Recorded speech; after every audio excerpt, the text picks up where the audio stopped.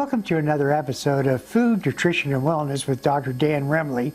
Today he's going to be looking at the benefits of smoothies, so stay tuned.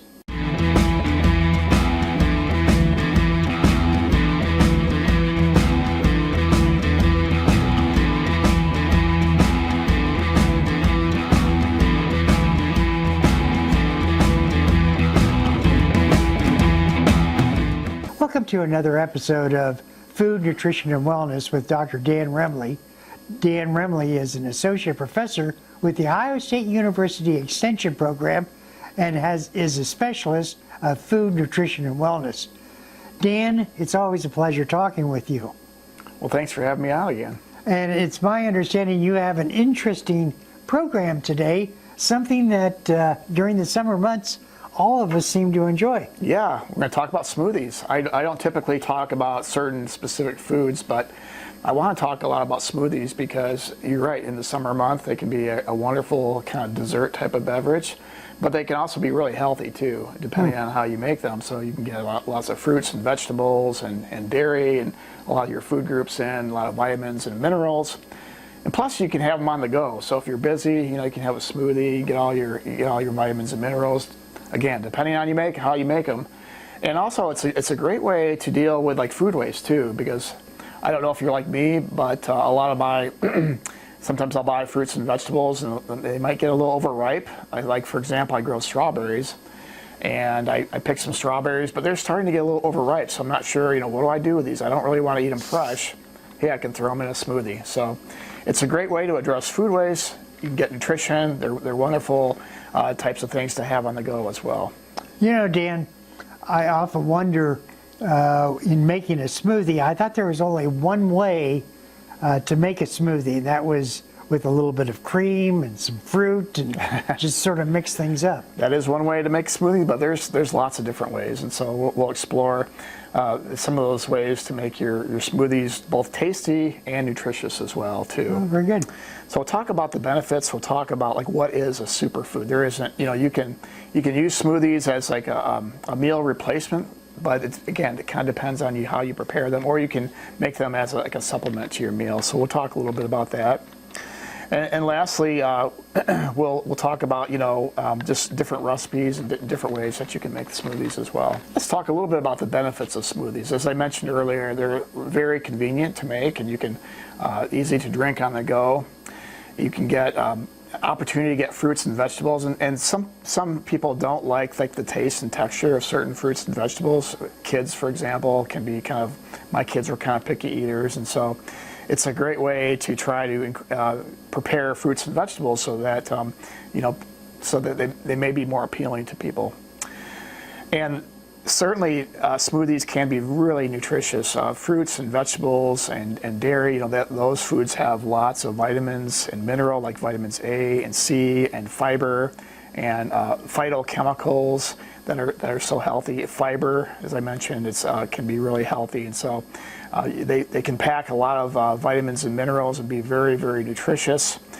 And they're really good as well for post-workout meals, because they have both protein and carbohydrates, which replenish. Like if you're a cross-country runner, or you play a sport that requires a lot of endurance, you really need to replenish those glycogen stores in your muscles, meaning glucose, and you also need protein. So you want foods that have protein and carbohydrates to recover. When are smoothies a good option?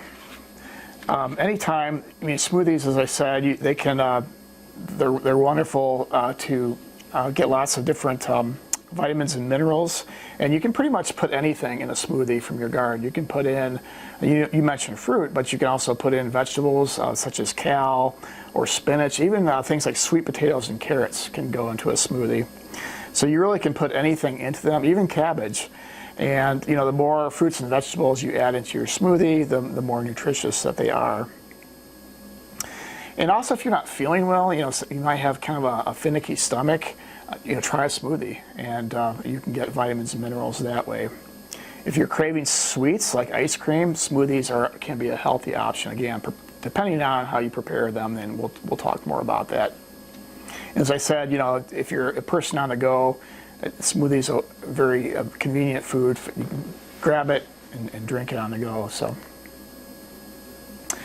now, as I said, there's a caveat here, and some smoothies are really high in calories, depending on how you prepare them. And so, if you're adding a lot of added sugar or things like honey, you add a lot of added calories there, or even fruit juices. Fruit juices have a lot of natural sugar called fructose. And so like 8 ounces of grape juice, for example, has about 40 grams of carbohydrates. And so it's very easy to make smoothies that are packed in calories as well. So we'll talk a little bit about ways that we can cut back on those calories. And so if you're a person that's trying to manage weight and counting calories, or if you have diabetes and you're counting carbohydrates, you have to be very careful about the sweeteners and adding sweets and foods like honey and juice when you're making your smoothie. Smoothies are not like sipping juice because they are full of fiber, especially if you add fruits and vegetables that have the skin on them as well. And you can add healthy fats like flaxseed, for example, and you can add some protein, such as you can add like nut butter, and you can add dairy products like yogurt. You get your protein in that way. So you get a lot of those healthy fats and protein as well. So even though smoothies can be really, really healthy, if kids might miss that process of chewing and eating with their hands if they're always drinking smoothies. But smoothies can be a healthy choice for children as well. Now let's talk about superfoods, and I think that superfoods is kind of like a marketing term. There is no one particular superfood. Certainly some foods are healthier than others. For example, as I said, fruits and vegetables, and especially really colorful fruits and vegetables like such as berries and strawberries and blueberries, they're packed with vitamins and minerals and phytochemicals that can help us prevent like chronic diseases. And you've heard me talk about a lot of these foods before. But no one food is perfect, and so the important thing is to really concentrate on variety. Eat a variety include a lot of different foods in your meals, and then that way you get the right complement of vitamins and minerals. So, for example, even though most fruits and vegetables have things like vitamins A and C, they might not have vitamin B12, for example. Some vegetables do have calcium, but not a whole lot, and things like iron, so you get those from protein products. And this is My Plate. So with My Plate, again, the idea with My Plate is that you really want to include as many fruits and vegetables in your meals as you can, as many food groups in your meals as you can, to get the right amount of vitamins and minerals that your body needs to stay healthy. And so when you're thinking about smoothies, you can think about the food groups too. How can I include the different food groups into my smoothies? And so, how can I get fruits? How can I get vegetables? How can I get dairy products and protein, into my smoothies? So the more food groups that are represented in your smoothie, the healthier your smoothie is, basically. So how do we make a smoothie? Well, the first thing that we want to do is we want to add liquids. And if we're going to be preparing them with frozen fruit, for example, we might want to add a little bit more liquid. So liquids could be like milk products. It could be just water. It could be juices. And again, with juices, you got to be careful because juices are packed and are pretty high in calories, high in added sugars as well. So, but you want to add your liquids. And then you can add your fruits, like your frozen fruits, for example, and you can, and then you can add, if you want your smoothies to be a little bit more creamy, like a milkshake, you can add foods like bananas and avocados, and they'll get more creamy that way. And then if you're, you can always, if your smoothies are too thick or too thin, you can make adjustments in your blender, or add more frozen fruit, or add more liquid if you'd like them to be a little bit thinner. And keep in mind too that smoothies, if they sit, they're going to change. They may change color. The liquid might separate from the solid. So I always drink my smoothies right away. But if you're going to have them sit in the refrigerator after making them, just be aware that there could be some color changes. There could be, the liquids and solids might separate out. And you can always shake them up again or stir them up again when you're ready to consume them. So this is kind of a neat little guide. It just kind of gets back at the idea is that you try to include as many of the food groups as we can to try to have as much nutrition in the smoothies. And so we can try and include all the food groups. So we can add fruits and vegetables, and we can even add like nut butters or protein powders, and even we can add grains to our smoothies. I've never really thought about this, but you can actually add oats to your smoothies to get your grains. And there's a lot of, obviously there's a lot of minerals in grains that, especially whole grains, if we can add those. And then dairy products such as milk and yogurt, and that way we get, calcium and a lot of those minerals and fibers, and minerals and vitamins. And if you're adding fruits and vegetables, make sure you keep the skin, like if you're adding apples, make sure you keep the skin on the apples, and that way you'll get a lot of that insoluble fiber, which is really good for your digestive system as well. And then healthy fats, things like avocados and nut butter and protein, and those products will help you stay more satisfied. They have a lot of, adding that protein in those fats, it kind of slows down the digestion. Fiber is the same way, but it helps us kind of fill up. And so we're not hungry right after the smoothie. So, choose 1 to 3 fruits, and you can add about a half to 3/4 to a cup of frozen or canned or fresh. And as I said earlier, this is a wonderful way. So if you have some fruits, for example, that are overly ripe in your refrigerator and you don't want to throw them out, so it's a way to prevent food waste in your, in your kitchen, add them to a smoothie. You can add vegetables, so things like kale or even cabbage, any spinach, you can add spinach to a smoothie. So adding like a 1/4 cup, and the vegetables can be fresh or they can be frozen. You just add them to your smoothie and you get a lot of those vitamins that are in vegetables. And then again, trying to think about your liquids, so you can add a little bit of fruit juice and even some water, some ice. You can get your dairy, add some milk, preferably lower fat milk. And then picking a healthy fat, so it could be like nut butter, it could be some nuts, like walnuts even, or seeds like flaxseed or an avocado. That way you're getting the healthy fats like omega-3s.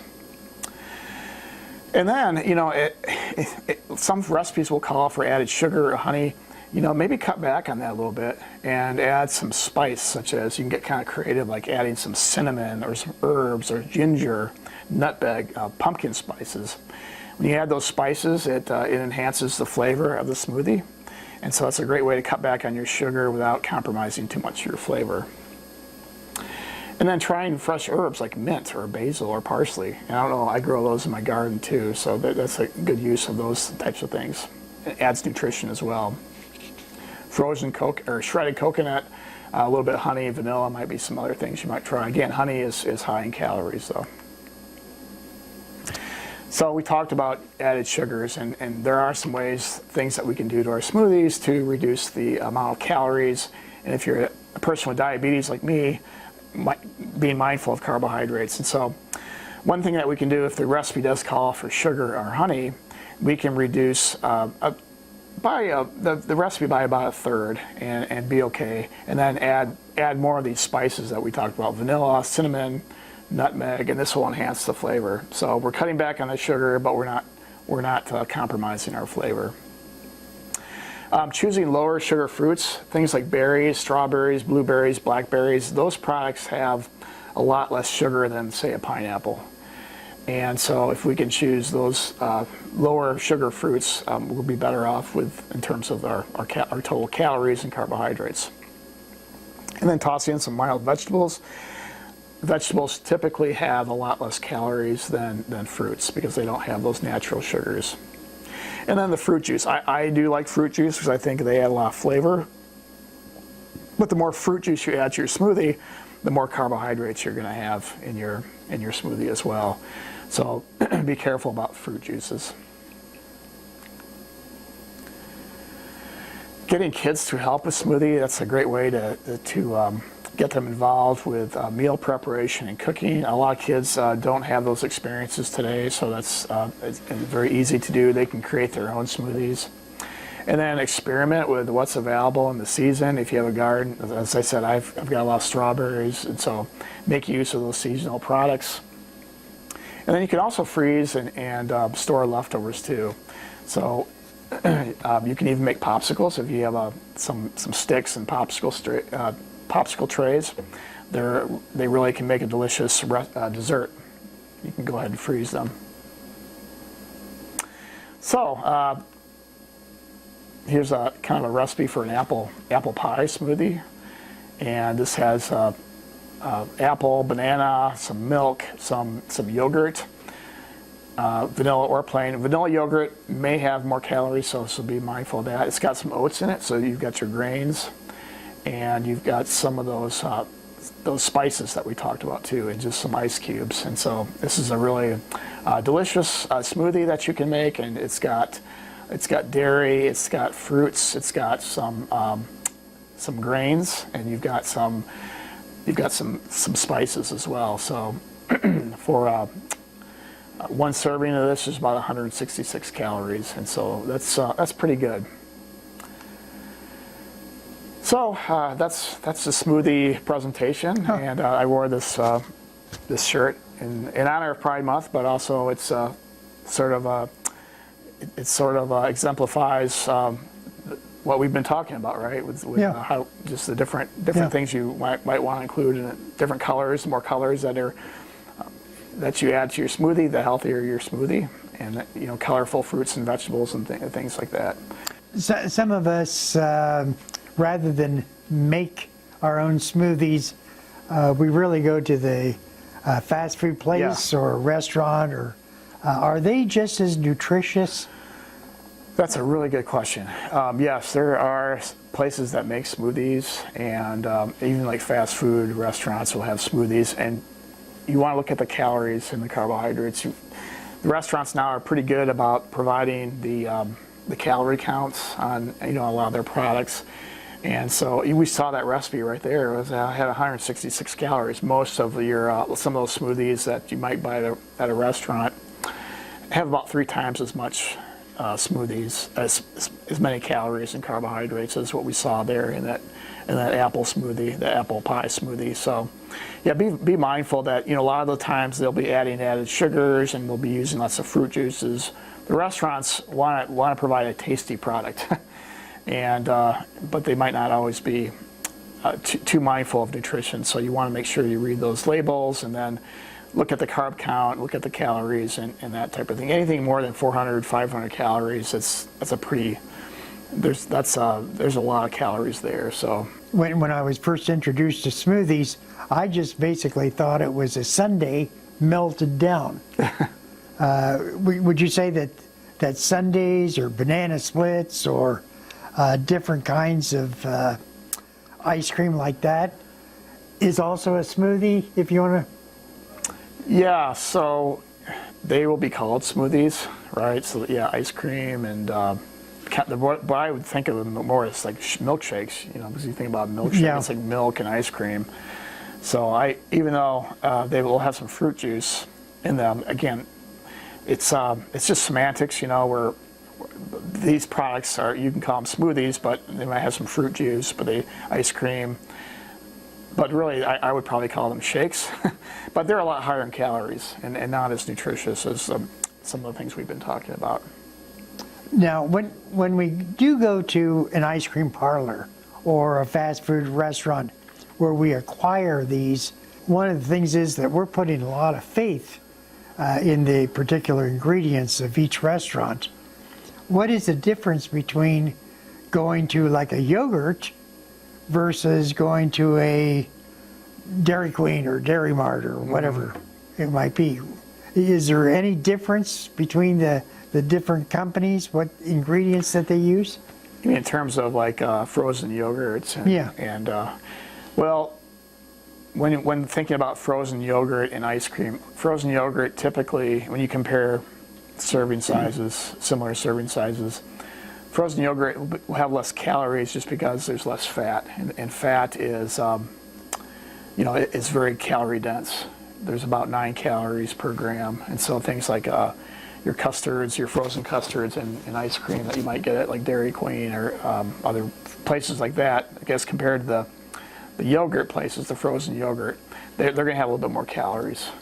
But I mean, with frozen yogurt, just like anything else, you can slop on a lot of syrups and things like that, and still add up a lot. You add a lot of calories to those types of things. So if you get a yogurt sundae and you add all kinds of syrup and things like that, you're just adding calories. And so, but on a serving by serving basis, the frozen yogurts are going to be a little healthier. Yeah, you had mentioned about superfoods, and what's the difference between a superfood and just regular normal food?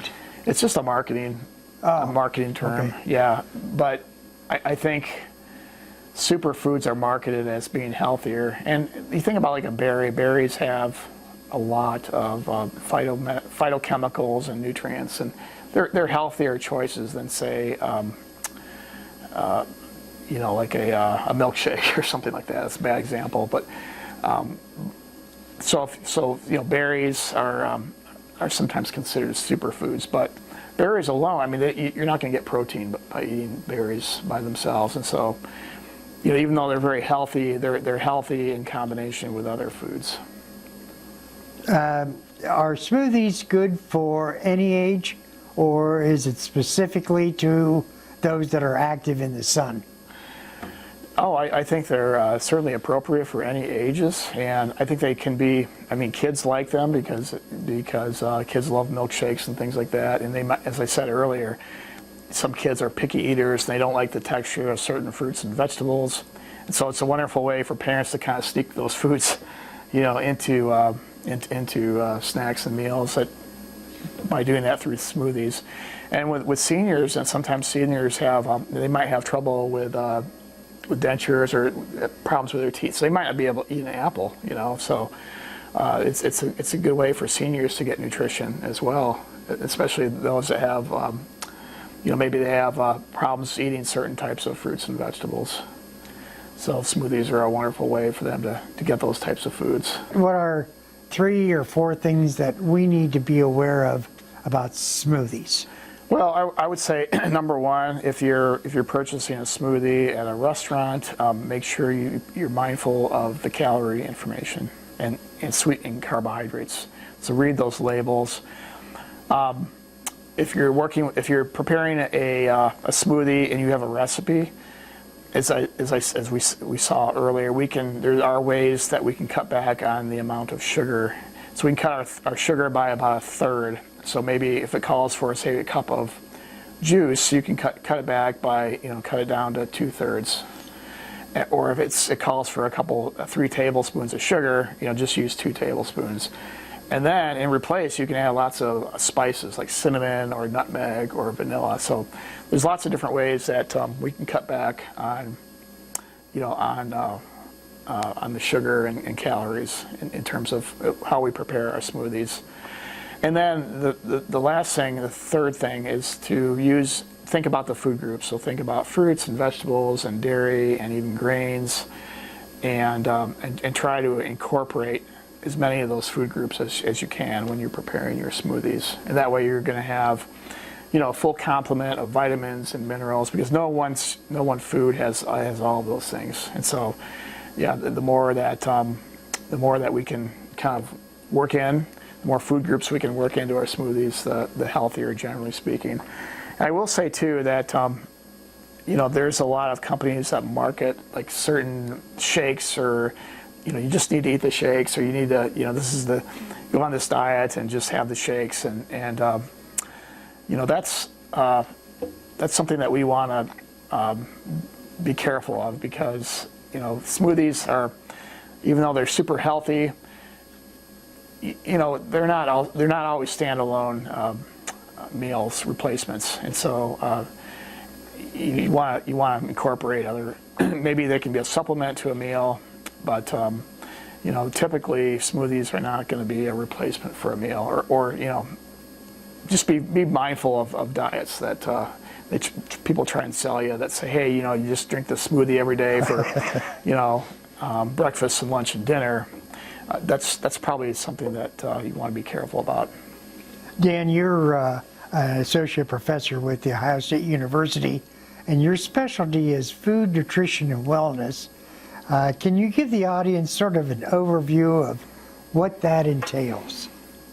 Well, I try to work with communities to educate individuals, but also help communities try to change in policies and environments and systems so that the healthier choice is the easiest choice. And so if somebody has to use a food pantry, they have lots of choices in terms of what they can get. So it's not just foods that are high in salt and sugar, but they can get healthy choices as well. And the same might be in a convenience store. So trying to create those environments where people can make those healthy choices is also another aspect of my job. So educating individuals, I'm trying to help them have the knowledge and skills to be healthier, but then trying to work with environments so that those healthy choices are available as well.